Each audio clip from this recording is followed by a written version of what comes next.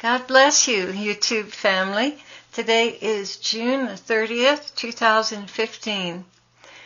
And Ezekiel and I both spent time with the Lord tonight. And he did have something to say, which I'm basically going to paraphrase for you. It's not a verbatim word, as we're used to having, but it is basically his heart, I would have to say. I know some of you have gotten a little antsy because the Lord hasn't spoken to me in that particular way for about a week now. Well, about a week ago, I was being corrected for something, and that lasted for 3 days. But after that, the Lord asked that we offer our sacrifices of not hearing from Him for the lost souls in these final hours. And I know this is a very painful sacrifice for all of us. He's been comforting me every night. I've seen Him, He's held me, and He's made His intentions really clear to me. And He spoke a word to Ezekiel about this very thing, and confirmed it through the scriptures. And He had already spoken that to my heart. I knew that He was withholding consolations from us because He's trying to gather in as many as He can at the last hour. And this is a sliver from His cross. So basically, this is the calm before the storm right now. And He's asking us to bear with Him as He gathers our sacrifices together for the unsaved. I know you're all frustrated with Him not giving you a verbatim word, but shall we deny Him this sacrifice by grumbling and complaining? Please offer this to Him as a willing sacrifice. He's squeezing the last drop out of the grapes. If you will remember, not so long ago, He warned us that things would be intensifying before the rapture, and that we'd only make things worse by surfing around on the net and looking for the imminent signs of His coming. All of us were infected with this curiosity. I know I certainly was. But He told us that this restlessness would only intensify insecurity and cause us to question what we've known in our heart to be true. Once you've discerned a thing, that you know it's the Lord, it's not healthy to go around questioning and listening to different arguments to see if it's really true.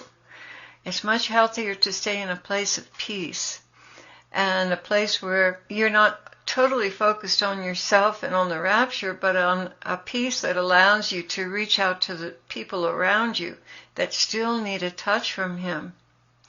So if we become obsessive compulsive about the timing of the rapture, constantly looking for imminent signs, listening to this one, listening to the reason of that one, and back and forth, we're going to be chasing our tails. And a person who's chasing their tail doesn't have very good balance when it all falls down around them. We're going to need to be standing strong when this hits. Because, as far as my understanding is, for the last probably 13 years, there is going to be war.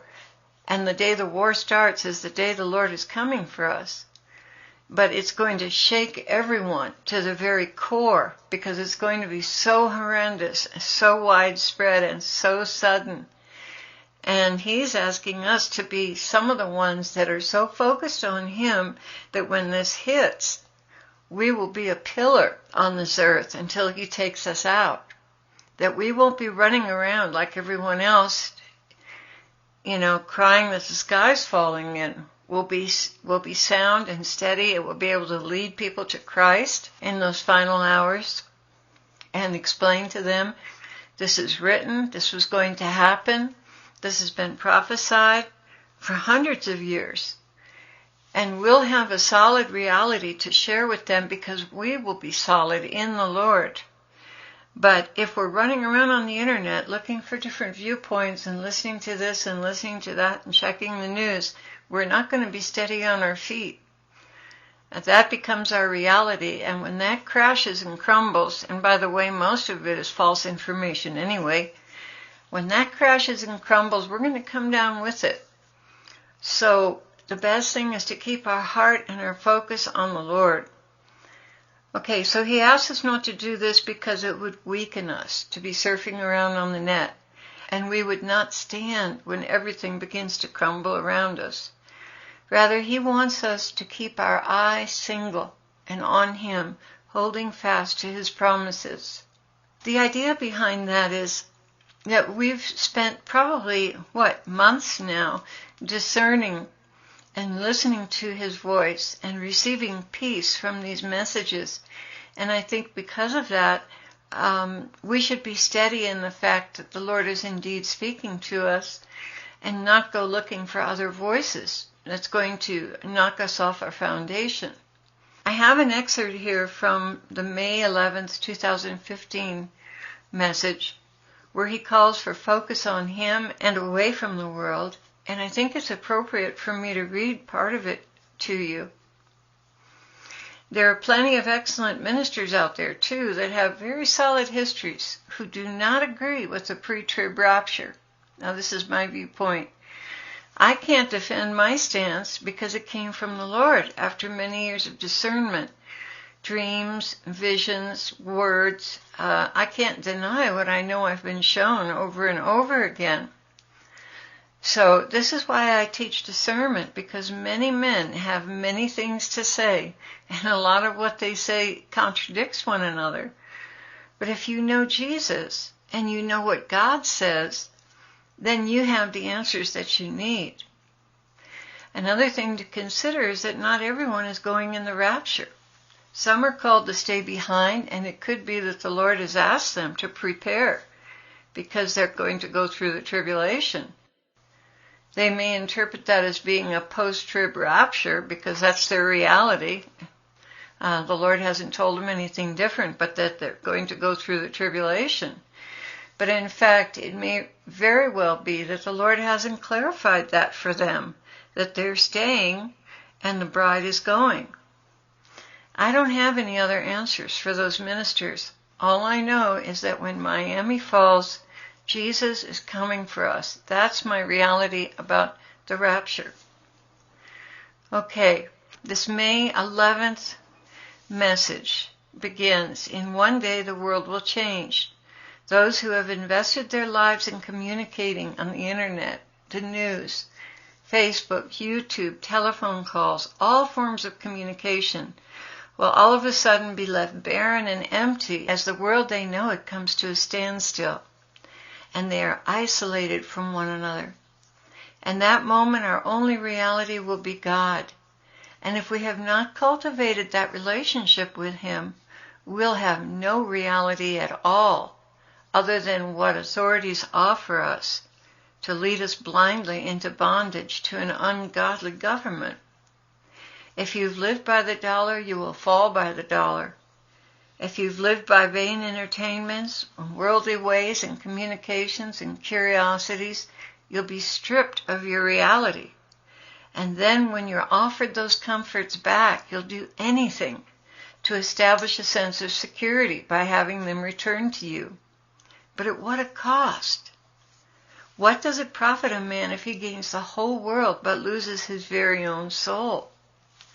So many will lose their souls in that hour. They'll do anything to have their comforts and their reality returned to them, setting their Bibles right next to their checkbooks.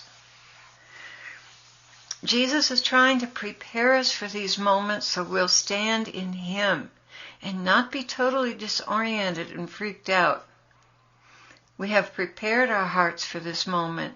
We've cultivated our strength, not in communications outside of ourselves, but communications interiorly with God.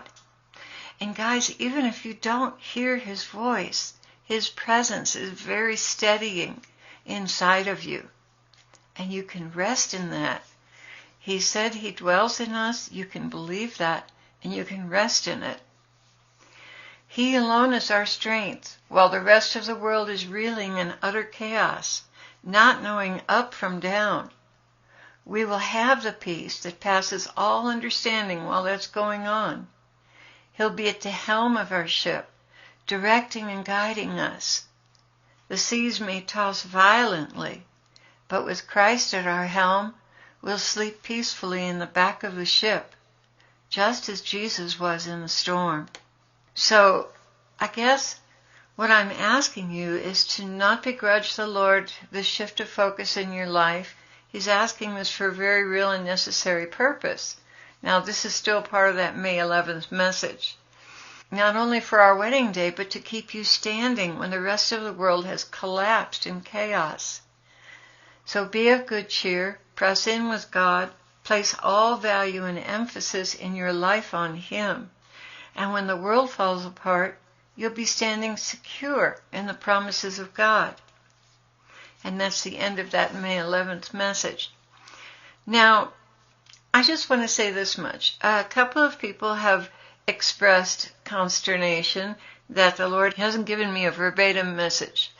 He has given me a message. He's let me know that He wants to use His sacrifice of not receiving a message for gathering souls together at the last minute, and that He wants me to put out the teaching on discernment, because this is going to be needed so desperately by those left behind.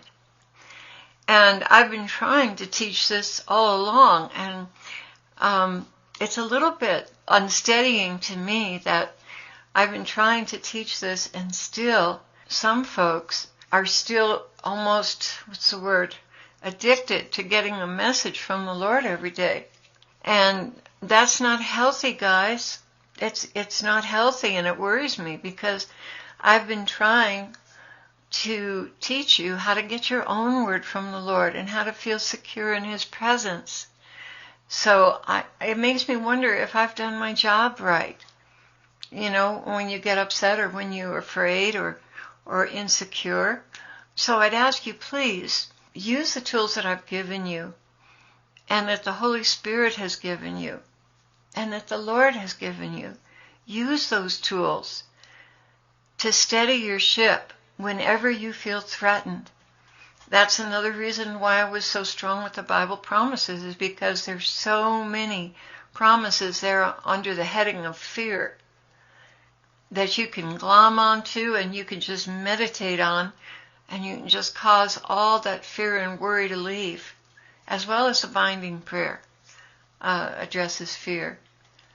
So please, as I continue to do what the Lord has asked me to do, to finish giving you the Bible promises teaching, and I have another one on the heels of that if time permits, if we're still here, please absorb those teachings and start applying them to your life. Okay? And if you have any issues with the readings that you're getting and you're confused, post it in the next video, because I read all the comments in each current video. And that way I can get to you and help you discern. And when you post things in the comments, it's wonderful, because everyone gets to see it. And that helps other people who are dealing with the same issues and the same struggles. They see that and they say, oh wow, he's got that problem too. Let's see what Claire or Carol has to say. Because I have that problem. I mean, that's how they think. So we share in this. All of us together share in this. So steady as she goes. This is the calm before the storm.